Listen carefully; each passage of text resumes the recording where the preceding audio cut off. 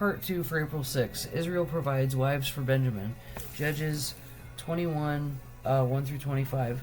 The Israelites had vowed at Mizpah, I will never give our daughters in marriage to a man from the tribe of Benjamin. Now the people went to Bethel and sat in the presence of God until evening, weeping loudly and bitterly.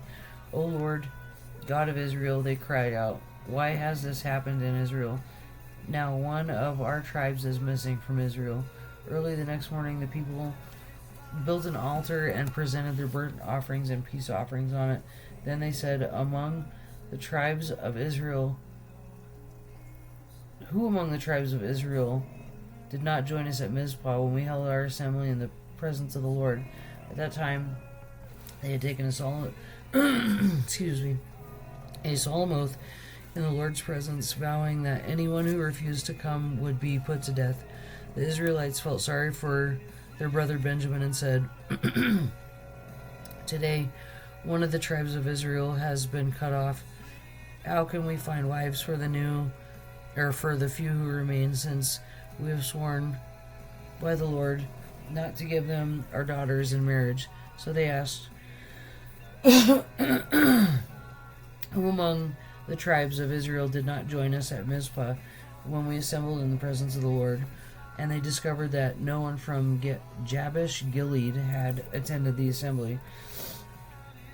For after they counted the people, no one from Jabesh Gilead was present. So the assembly sent 12,000 of their best warriors to Jabesh Gilead with orders to kill everyone there, including the women and children. This is what you are to do, they said. Completely destroy all the males and every woman who is not a virgin. Among the residents of Jabesh Gilead, they found 400 young virgins who had never slept with a man, and they brought them up to the camp of Shiloh in the land of Canaan.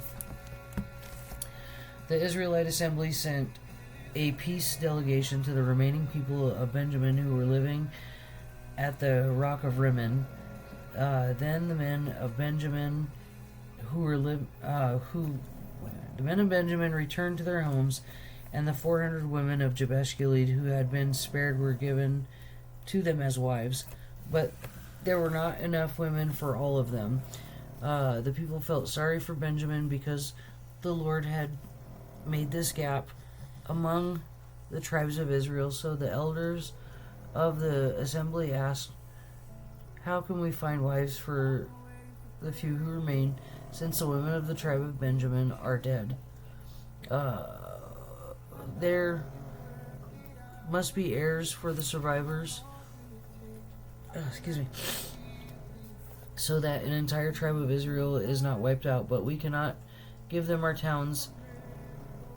No, we cannot give them our own daughters in marriage, because we have sworn with a solemn oath that anyone who does this will fall under God's curse. Then they thought of the annual festival of the Lord held in Shiloh, south of Lebanon, north of Bethel, along the east side of the road that goes from Bethel to Shechem. They were told, the men of Benjamin who still needed wives, go and hide in the vineyards. Then, when you see young women of Shiloh come out for their dances, rush from the vineyards, and each of you can take one of them home to the land of Benjamin to be your wife. And when their fathers and brothers come to us to protest, we will tell them, please be sympathetic, let them have your daughters, for we didn't have wives for all of them when you destroyed Jabesh Gilead. And you are not guilty of breaking the vow, since you did not actually give your daughters to them in marriage. So the men of Benjamin did as they were told. Each man caught one of the women as she danced in the celebration, and he carried her off to be his wife. They returned to their own land and rebuilt their towns and lived in them. Then the people of Israel departed by tribes and families, and they were returned to their own homes. In those days, Israel had no king. All the people did whatever they seemed whatever seemed right in their own eyes.